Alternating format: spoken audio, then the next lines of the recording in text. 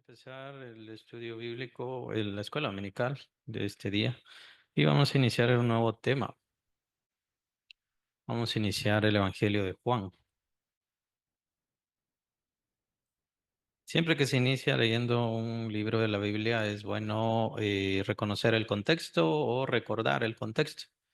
Sea contexto, fecha de escritura, obviamente quién lo escribió. Juan fue el más tardío, o sea, después de los otros tres evangelios. ¿Ah? Pues no se sabe exactamente, no se tienen esos datos, pero el contexto también delata muchas cosas. Y es que el apóstol Juan reconocía o conocía, tenía en sus manos, si no los tres otros evangelios, al menos tenía dos, al menos. Tomen en cuenta que en cuanto a los evangelios, hay como 20 en realidad. Obviamente, no todos los evangelios son reconocidos ni los tomamos como inspirados, pero está el evangelio de Tobías, está el evangelio de Pedro, está el evangelio de los egipcios, está el evangelio de los gnósticos, y obviamente no son tomados para nada como algo de Dios o que tenga que ver con Dios y con el Señor, por supuesto. Es de esos evangelios agnósticos, si no estoy mal, se les llama. Es de esos evangelios que no entraron en el canon bíblico, en donde se tiene la idea de esa película del Código Da Vinci, ¿se acuerdan? Donde Jesús mágicamente salió vivo después de todo, después de estar crucificado, después de todos los látigos, después de todo el flagelo, todo eso. Mágicamente Jesús salió vivo, movió la gran piedra que estaba cubriendo el sepulcro, él solo la movió, supongo que espantó a la guardia de soldados que estaba ahí, que según menciona el apóstol Mateo, que se puso una guardia para que no llegaran los discípulos y se llevaran el cuerpo. Y había un sello por parte de los romanos en la piedra para que nadie moviera la piedra, o que se supiera si alguien la movía, quién habría sido, por así decirlo. Pero es según estos evangelios raros, chistosos, afuera de todo orden. Entonces Jesús, aparte de todo eso, movió la piedra, espantó a los soldados, salió huyendo y se fue a París o a Francia, por ahí, en esos lugares, y ahí se llevó a María Magdalena y ahí tuvieron un montón de hijos, ¿no? Y descendientes y todo eso. Es en base a todos estos evangelios y a todos estos escritos. Lastimosamente se dieron muchos escritos muy afuera de todo raciocinio directamente, y es por eso que se es muy precavidos al tomar los cuatro evangelios. Lo bueno del Evangelio de Juan es que, pues, definitivamente si es Juan quien lo escribió, de eso no cabe duda, o sea, el apóstol Juan, no cabe duda, pero definitivamente tenía conocimiento de los otros evangelios. Entonces tenemos esa información. Era Juan, era el apóstol amado, era el más cercano a Jesús, conocía muy bien las palabras de Jesús y él de forma tácita daría certificación de los otros evangelios. ¿Por qué? Porque no menciona mayor cosa sobre esos otros evangelios, pero sí menciona lo que los evangelios no dijeron. Es decir, los otros evangelios casi no hablan sobre el primer año del Señor Jesucristo, casi no hablan. Pero ¿quién habla sobre el primer año del Señor Jesús? El apóstol Juan, ¿verdad? Más allá de la referencia de los 12 años, no tenemos mayores referencias sobre eso, pero, y recordemos que la mayoría de los otros evangelios empiezan en el segundo año, que fue en Galilea, esto es a partir de que es arrestado Juan el Bautista. Ese es el punto clave, ese es lo que define el primer año del Señor Jesús, el paso del primer año al segundo año de su ministerio, quiero decir. Pero Juan es el que añade más datos sobre ese primer año. ¿Y esto qué quiere decir? Quiere decir que conocía los otros evangelios, sabía en dónde empezaron, y entonces él empieza a, llamémosle así, llenar huecos que tenían los otros evangelios. Entonces, en forma tácita, está certificando esos evangelios, está diciendo sí, son correctos, lo cual es muy bueno. ¿Y quién lo está diciendo? El apóstol Juan. El apóstol Juan. El apóstol Juan es muy importante con respecto a su evangelio, que él no va a escribir de la misma forma como los otros evangelistas. Eso también lo da a entender y da a entender que tenía la información de los otros evangelistas. Él no va a dar a conocer a un Jesús solamente histórico, solamente qué fue lo que hizo, qué fue lo que dijo, sino que el apóstol va a ser no sé, un telar, un tejido muy especial entre la vida de Jesús y la teología que encierra a Jesús y que está alrededor de Jesús. Por eso es muy importante. Desde el principio empieza así el apóstol a hablarnos de la teología. Los otros evangelios no nos hablan de esta manera tan clara y tan fuerte en cuanto a lo teológico. Sí, hay mucha teología, pero un poco es tratar de descubrirla. Tenemos que tratar de descubrir la teología. En el Evangelio de Juan, no, en el Evangelio de Juan, de una vez nos choca con la teología muy fuerte. Y por eso quería verlo, en parte porque quiero aprovechar el tiempo para poder revisar el último de los evangelios, que es el Evangelio de Juan. En las predicaciones estamos terminando los tres sinópticos y entonces ahora quiero terminar el último evangelio, que para mí ha sido de los más importantes, de los más bellos, de los que más me han llenado o han llenado mi vida y han transformado mi vida. Es tal la teología en el Evangelio de Juan que yo recuerdo cuando era adolescente y lo leía y muchas cosas que estaban en este Evangelio me transformaron. Así que sí le quería dedicar bastante tiempo a este evangelio. Y por eso vamos a iniciar. ¿En qué momento se escribe el Evangelio de Juan? Bueno, se piensa más o menos el Evangelio de Marcos se escribió en el 55, por ahí, el de Marcos. Se piensa que fue el primero. Solamente estamos dando una fecha y de hecho solamente van a encontrar rangos, no van a encontrar ninguna fecha exacta. El primero fue el de Marcos, después vino el de Mateo y el que más investigó y más se dedicó fue el de Lucas. Ellos más o menos llegan hasta el sesenta y tantos. El apóstol Pablo fue ejecutado por ahí por el 65 y se piensa que el apóstol Pedro más o menos es la misma historia, por ahí por el 65. Sí, de hecho en sus Biblias ustedes pueden ver, no sé qué tipo de Biblia tendrán, pero muchas Biblias, esta que tengo aquí no es de estudio, pero tiene un fragmento para dar esa introducción a cada libro. Aquí aparece 70 al 100 después de Cristo, fecha estimada. No se sabe. Muy probablemente fue después, no fue en el 70, por ahí por el 80 y algo, como mencionan ustedes, más probablemente, digamos, o está muy cerca del Apocalipsis, o sea, de la escritura, de la visión, de la revelación y de la escritura del Apocalipsis, o estuvo un poquito antes. Yo me inclinaría por pensar que estuvo un poquito antes, pensaría yo, porque de seguro la visión del apóstol sobre Apocalipsis fue bastante fuerte. Uno de los achaques que le dan al apóstol Juan de que, bueno, el Apocalipsis no es del apóstol Juan, es de otro Juan. Juan el Viejo, Juan el no sé qué, porque hay una referencia así en el siglo segundo y cosas como esa. En realidad no le hallo yo sentido. Hay otro Juan al cual le achacan segunda de Juan y tercera de Juan, pero yo no le hallo mayor sentido. Es cierto, primera de Juan es muy diferente a segunda y tercera de Juan. El Apocalipsis tiene mucha diferencia con respecto al Evangelio de Juan. Claro, sí, tiene mucha diferencia, pero lo que pasa es que son diferencias muy notables. Recuérdense que el Apocalipsis es una revelación de Jesús. Entonces es Jesús quien le está diciendo y muchas veces son ángeles quienes le están hablando al apóstol Juan y por eso yo me inclino que es el apóstol Juan y hasta que muera y llegue al cielo y me digan allá, no fue el apóstol Juan, entonces yo voy a creer que no fue el apóstol Juan. Mientras tanto yo voy a seguir creyendo que fue el apóstol Juan porque el Apocalipsis es básicamente un dictado que tiene el apóstol Juan. ¿Qué tiene que hacer? ¿Qué tiene que estar recibiendo precisamente para informar a las iglesias? Además, tenemos el lenguaje encriptado, ¿sería?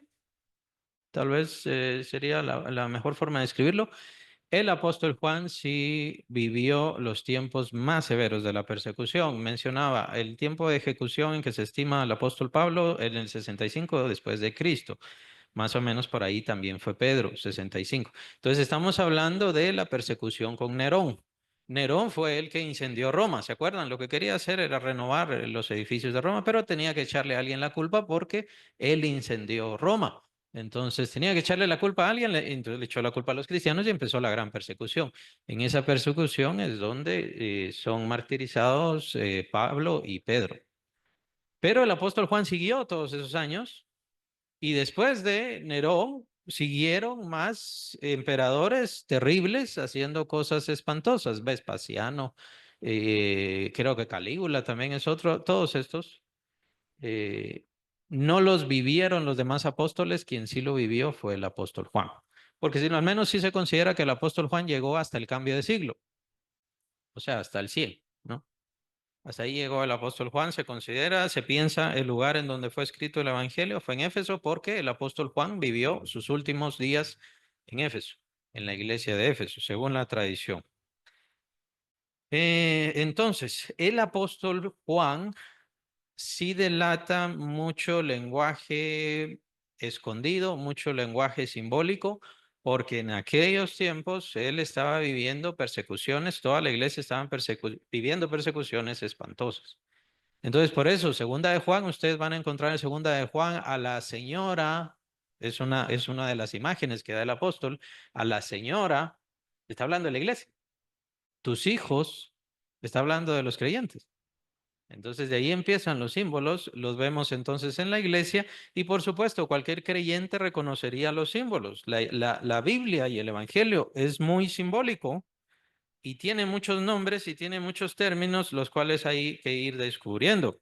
Eso no quiere decir que no haya sido el apóstol Juan, simplemente era el tiempo en que estaba viviendo de mucha, mucha persecución.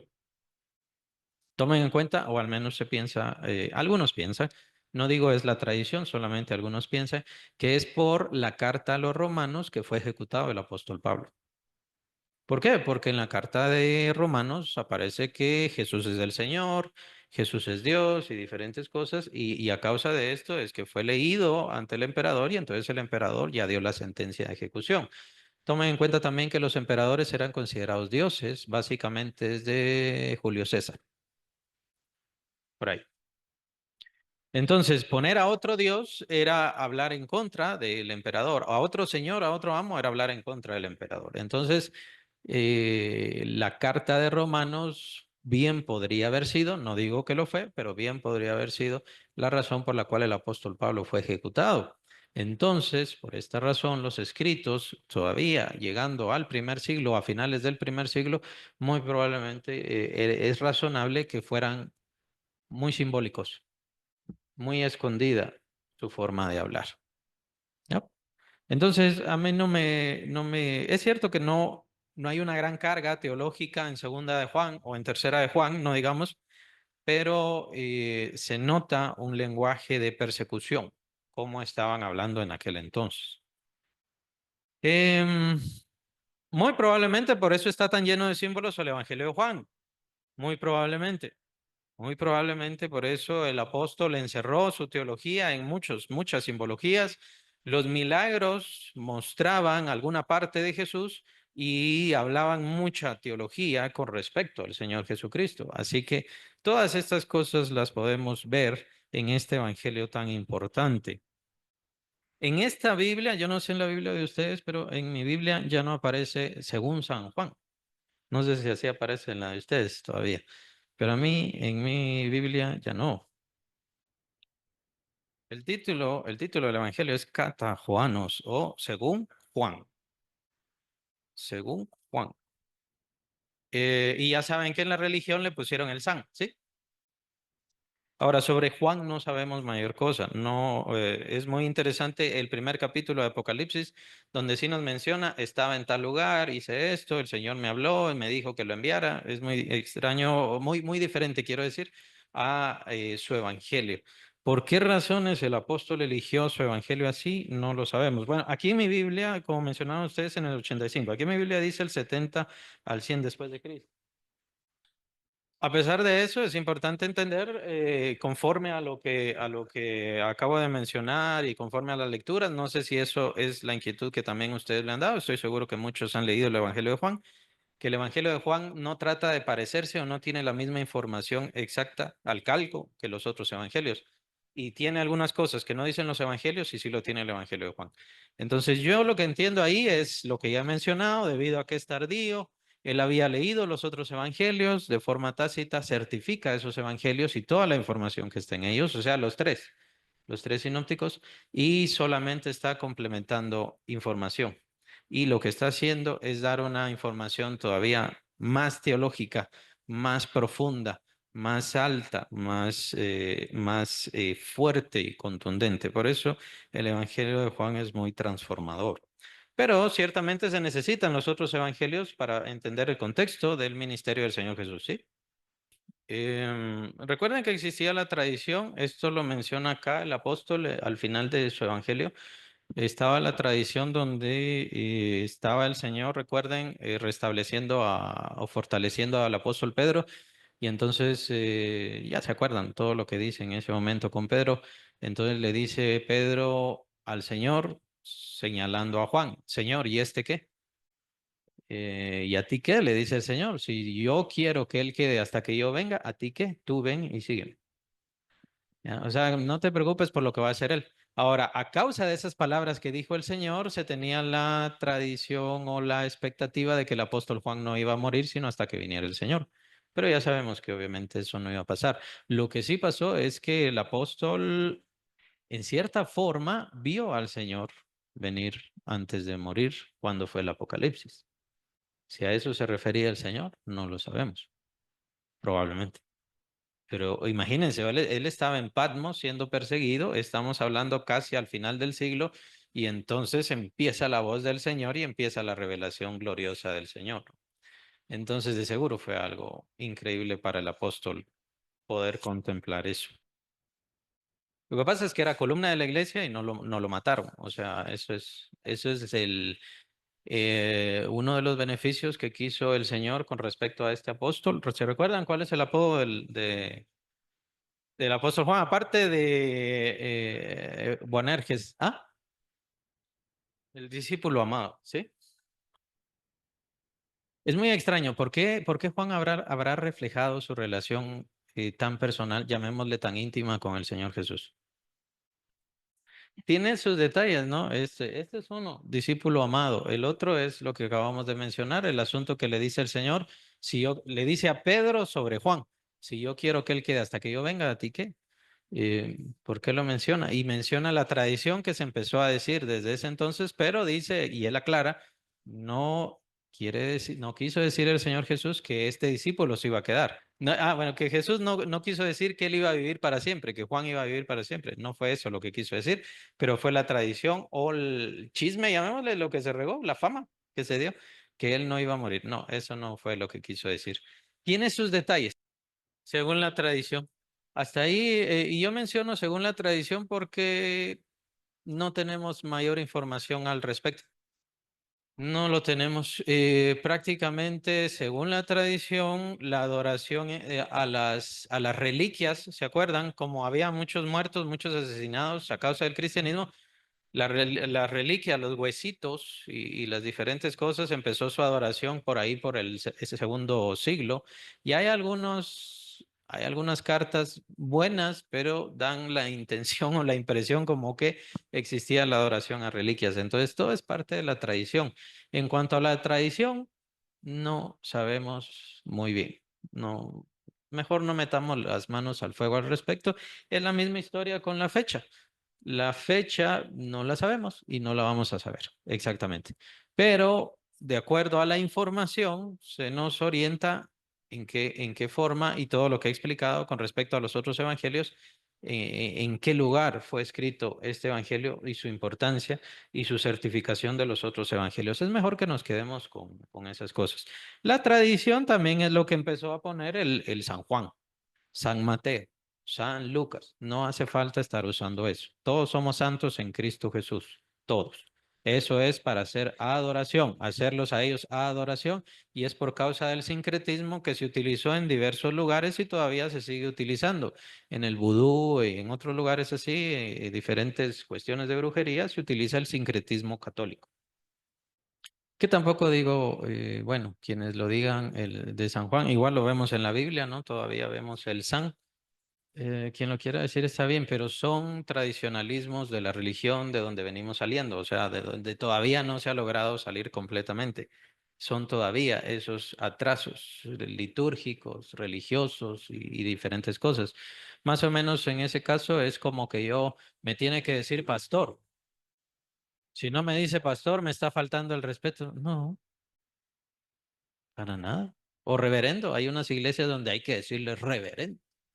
Y cuando es la hora del servicio, va a pasar el reverendo y todos tienen que pararse y ponerse como que especial, ¿no? En forma especial porque va a entrar el reverendo. No es irrespeto, no es... Está bien llamarlo, o sea, no es malo, pero no es irrespeto no usarlo. Creo que se refiere al que escribió el Evangelio. Juan hizo cartas, porque es la primera carta para diferenciarlo del Evangelio. No tienen destinatario, entonces por eso es que se conoce, mire, ahí es donde viene un poquito el asunto de los usos de palabras. Esas son las cartas católicas. ¿Por qué son cartas católicas? Igual que las cartas de Pedro, son cartas católicas. Y entonces ya sé que en su mente ustedes están, entonces el catolicismo, se refiere al catolicismo. No, no se refiere al catolicismo. De hecho, así se tienen en ciertos títulos de algunos manuscritos, son cartas católicas. ¿Por qué? Porque católico es universal, son cartas universales. Entonces se toma en cuenta que las cartas de Juan también son universales. Por eso se les llama católicas, pero no quiere decir católicas de la Iglesia Católica, solamente quiere decir universales. Y por supuesto, al llamarle la Iglesia Católica, estamos como que diciendo la Iglesia Universal. Pero ellos sí son completamente universal. Ellos meten todo. Ya salió el Papa ahí adorando a la Pachamama y a otro montón de cosas. Ajá, recibiendo a los gays y todo lo demás. Exacto, el sincretismo. Fíjense que mi postura personal es que Juan escribió todo. Juan escribió el Apocalipsis, Juan escribió el Evangelio de Juan y Juan escribió primera, segunda y tercera de Juan. Hay variantes en el texto, como ya lo he mencionado, por cuestiones de las persecuciones, por cuestiones de quién es el que está hablando en el Apocalipsis, es Jesús y los ángeles, ¿no? Y Juan casi que solo está tomando dictado. Sí, exacto. Sí, exacto. Y es para diferenciarlos del Evangelio de Juan. De hecho, existe el Evangelio de Pedro, pero no se le... sí, no, es que hubo mucho plagio y mucha cuestión allá. No me acuerdo cómo se llama eso. Cuando yo escribo, pero pongo otro nombre, un nombre famoso o algo así, no me acuerdo. No sé si es plagio. Un seudónimo. Podría ser un seudónimo, pero la idea ahí es de que voy a usar el nombre de Pedro. Y hubo mucho ahí. Está el Evangelio de Bernabé, por ejemplo. El Evangelio de Bernabé, pero no entraron al canon, por eso les digo, evangelios hay como 20. Claro, en la teología ustedes van a encontrar muchas opiniones y muchas posturas, entonces les van a decir, no, las cartas fueron escritas por otro Juan, el Apocalipsis fue por otro Juan, y así van a encontrar diferentes cosas. Por eso es mejor tener postura y van a encontrar opiniones, como les digo, en el siglo segundo hay uno que dice, fue Juan el Viejo quien escribió Apocalipsis. Pero solamente es esa referencia, no se tiene ninguna otra referencia. Yo no puedo creer que el Señor Jesucristo, y no lo voy a creer, como les digo, me niego a creerlo hasta que llegue allá con el Señor y entonces sí, allá me aclare. Mientras tanto, yo voy a seguir creyendo que fue el apóstol Juan. No puedo creer que el Apocalipsis fuera entregado a alguien más. A un Juan que saber quién es. Que era de los primeros que estuvieron con Jesús desde el primer año. Y era él y Andrés. Él y Andrés. Pero no dice yo, sino que otro discípulo. O referirse a eso. Muchos de los evangelios iban en contra de algo, en contra de alguna corriente, y en este caso el evangelio de Juan sí iba completamente en contra de algo. ¿Contra qué? El evangelio de Juan va escrito contra los gnósticos o contra el gnosticismo. El gnosticismo todavía existe, por cierto. El gnosticismo es una corriente griega. Tiene que ver con el rechazo a la carne y a las cosas naturales, todo lo espiritual es lo único bueno, por lo tanto, la idea de que algunos cristianos tomaran el gnosticismo y el cristianismo y lo unieron empezaron a decir que Jesús no era de carne, que Jesús era un fantasma, que Jesús sufrió, pero no tuvo en realidad sufrimiento porque Jesús era apenas un humo, un fantasma, un éter o alguna cosa así. Y eso era por el gnosticismo. El Evangelio de Juan fue escrito contra ellos específicamente y demostrando la presencia del Señor humana, natural, material. Pero como mencionaba también, es el Evangelio que más muestra o más se inclina hacia la cristología. No sé si tienen dudas hasta ahí, entramos al Evangelio. Pueden cuadrar, pero llegaron a decir, en ese momento llegaron a decir que Jesús no tenía cuerpo o que no era humano normalmente. Eso llegaron a decirlo. Entonces, por eso sufrió la cruz sin ningún problema, estuvo ahí en la cruz y ya estuvo, no pasó nada. Ajá, porque no era humano. Y obviamente no estábamos viendo eso y no lo vamos a ver. Y no lo van a ver. Yo sé que no lo van a ver tampoco, pero la historia de la iglesia fue un lío, fue terrible. La historia de la iglesia hubo corrientes tras corrientes, corrientes tras corrientes, estar luchando contra las persecuciones, estarse defendiendo contra las persecuciones. Imagínense, eso llegó hasta el siglo tercero con los padres teólogos. Y entonces los padres teólogos escribiéndoles cartas a los emperadores para que dejaran de matarlos. Y al mismo tiempo tenían que estar haciendo concilios tras concilios. El concilio en Jerusalén, al cual llegó el apóstol Pablo, recuérdense que fue el primer concilio, ese apenas fue el primer concilio. De ahí tuvieron concilio tras concilio tras concilio. Estamos hablando de un tiempo de iglesia correcta, apartados del catolicismo, de la superstición y de todas esas cosas. ¿Cuándo empezó todo eso? Yo considero que fue por ahí, bueno, en el 300 y tanto fue Constantino, acuérdense, como el 413 fue el, eh, el, el sino, no es sino, el concilio de Éfeso. En el concilio de Éfeso es donde se declara María Madre de Dios. Y de ahí se fueron dando siguientes concilios y diferentes cosas. Yo no veo a la Iglesia Católica de un momento a otro que se dio. Yo veo que a partir de eso se van dando, entrando las imágenes, entrando lo del papado, la adoración a María, la maridolatría, si no estoy mal, creo que se llama, y diferentes cosas hasta llegar al siglo 1000 por ahí. Hasta el siglo 1000 estaba ya consolidada la Iglesia Católica tal y como la conocemos. Y de ahí se fueron dando diferentes cosas. El punto es que fue corrientes tras corrientes, tal como dice el Señor Jesús, vendrán lobos rapaces. Es que el Señor lo dice claro. En el pueblo hubo falsos profetas, entre falsos maestros. El Señor, acuérdense, en Apocalipsis habla contra los nicolaitas y contra otras corrientes que ya se estaban dando. El diablo va de levantar corrientes y corrientes y corrientes. Y al mismo tiempo tenía que estar luchando contra la persecución. Por eso es la ventaja que nosotros tenemos de tener la Biblia y de poder tener esa leche espiritual. Es muy importante tener eso. Estar leyendo constantemente la Biblia, aún así cada quien va a tener su concepto, pero ya se están dando, especialmente en los tiempos actuales en donde vienen algunos, no sé, super iluminados o iluminadas, porque también hay profetisas entre todo eso que dicen, por ejemplo, la Trinidad ya fue creada, la Trinidad fue creada porque existe, hay un Dios esencia. Y en Dios esencia es el cuarto en donde están los tres, Padre, Hijo y Espíritu Santo. Y eso es actual en una iglesia bastante famosa, no sé si es de Miami o no sé dónde, Puerto Rico. Entonces hay mucha desviación. Desde el principio, en la iglesia hubo muchos ataques y por eso es que el Evangelio, el apóstol, lo da para eso. Muchas de las cartas y de los escritos son precisamente en contra de falsedades, doctrinas mentirosas y diferentes cosas, para que estemos alerta, para que estemos alerta. Y van a seguir surgiendo falsedades. Lo que pasa es que ya tenemos nuestra regla de medir, tenemos todo esto bastante claro y gracias a Dios lo tenemos. Lastimosamente es que los creyentes ya no tienen juicio al respecto. No, no juzguéis si no seréis juzgados. Él recibió o ella recibió directo del cielo. Es mentira, hay que juzgar todo eso. La gente ya no quiere ni leer, mucho menos pensar, ¿sí? No tienen convicción. Si nosotros dijéramos, no, Jesús no es Dios, simplemente por quedar bien con la gente, dejo de ser cristiano, dejo de ser creyente, dejo de creer en el Señor Jesucristo. Bueno.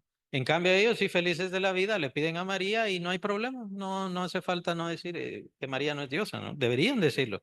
Además, el hecho santísima, el título santísima es un título que solamente se aplica a Dios, no se aplica a nadie más, solamente a Dios. Solamente con eso ya lo están diciendo, ¿sí? Sí, digamos, aquí estaríamos hablando ya del canon bíblico, ya se nos fue el tiempo, no vamos a entrar casi a nada. Estaríamos hablando del canon bíblico que no hace falta que pongamos a aquellos hombres de aquel tiempo, ellos formaron la Biblia, o como muchas veces se achaca, es que fue cuestión de Constantino. No hace falta pensar en que fue cuestión de Constantino, más bien aquí es cuestión de en quién es que cree cada quien. Tenemos la gran referencia principal o elemental, o por qué nosotros somos creyentes por los evangelios. Los cuatro evangelios son principales, son la piedra fundamental. Y acabamos de ver en gran medida parte de ese canon. O sea, me refiero a el hecho de saber que el apóstol Juan, que estuvo ahí a la par de Jesús, comió, dormía cerca de Jesús, lo vio en todo sentido, resucitado, glorificado, muerto en la cruz, lo vio en todo sentido, pues el mismo apóstol está certificando los otros tres evangelios. Eso es parte del canon. Y ese no es un canon en donde nosotros estamos viendo, es que Constantino dijo, es que la Iglesia Católica hizo el canon. No estamos viendo ese canon y no nos importa ninguno de esos cánones. Nos importa la referencia que nos hace alguien tan importante certificado quién era el apóstol Juan. Porque no vamos a tener ningún libro de Jesús. No existe. Él no escribió nada excepto aquel momento donde escribió en la arena. No tenemos ninguna de esas cosas. Entonces, lo único que tenemos es la certificación de sus discípulos. Entonces, por eso, tenemos bastante claro, el apóstol Juan es el que escribe su evangelio y certifica a los otros tres. Importante esa información. Con esos tres evangelios ya tenemos las palabras de Jesús y las referencias de Jesús. Y en esas palabras y las referencias de Jesús les pregunto, ¿el Señor habló sobre Génesis, Éxodo, Levíticos, Números y Deuteronomio? ¿El Señor Jesús? Sí. ¿El Señor Jesús habló sobre reyes? ¿El Señor Jesús habló sobre salmos? Sí, el Señor habló sobre eso. ¿El Señor Jesús habló sobre Isaías, Jeremías, Ezequiel, Daniel? Entonces ahí ya tenemos la certificación del canon, sin estar pensando en Constantino ni en nadie. Tenemos las referencias del Señor Jesucristo. Y por supuesto tenemos la gran revelación del apóstol Pablo, que él la recibió directamente desde el cielo, por eso es que él es el 12º enviado. Él recibió toda esa revelación que está de acuerdo y certificado por quiénes, por los otros apóstoles. Tenemos al apóstol Pedro en sus cartas que nos dice, por eso les ha escrito Pablo conforme a la sabiduría que ha recibido. Algunas de las cosas que él escribe son difíciles de entender, que los indoctos e inconstantes tuercen. Lo escribe el apóstol Pedro, certificando lo que dice el apóstol Pablo. Y va todo esto de acuerdo con el apóstol Juan, por supuesto, y con el Evangelio del Señor Jesucristo. Pues obviamente lo que faltaba, y eso es lo que vamos a tratar en el Evangelio, la gran revelación del Señor Jesucristo. Em, En la teología, la cristología básicamente se divide entre el Jesús de la tierra o el Jesús hombre, le llaman así, y el Jesús divino, celestial y eterno. Y si nosotros no completamos el panorama con uno o con otro, entonces quedamos con un Jesús dividido o incompleto. Entonces, básicamente, esa es la comprensión que cada creyente tiene que tener. Es más o menos lo que vimos esta semana que pasó, el montón de gente ahí cargando, ya saben, las andas y todo lo demás, porque sabían que Jesús murió, sí, pero ¿qué fue lo que hizo en lo espiritual? ¿Quién era Él en esencia? No lo sabe. Pero, o sea, ¿qué está haciendo ahí? ¿Qué están haciendo? Están dando un Jesús incompleto, también un Jesús incapaz, un Jesús que no pudo hacer nada, que murió como un mártir. Era buena gente y lo mataron por eso, y murió como un mártir. Entonces, es un Jesús incompleto, y eso es lo que nos instan los evangelios a no tener un Jesús o un concepto de Jesús incompleto. Ahora, la primera parte, lo del evangelio, el evangelio significa buenas nuevas. Eh, Casi que la primera referencia que vemos sobre esto es de los ángeles que anunciaban el nacimiento de Jesús. ¿Se recuerda esa noche? he aquí os traigo buenas nuevas, o sea, he aquí os traigo evangelio, por así decirlo, de gran gozo para vosotros, que ha nacido hoy en la ciudad de David, la ciudad de Belén, un Salvador que es Cristo el Señor.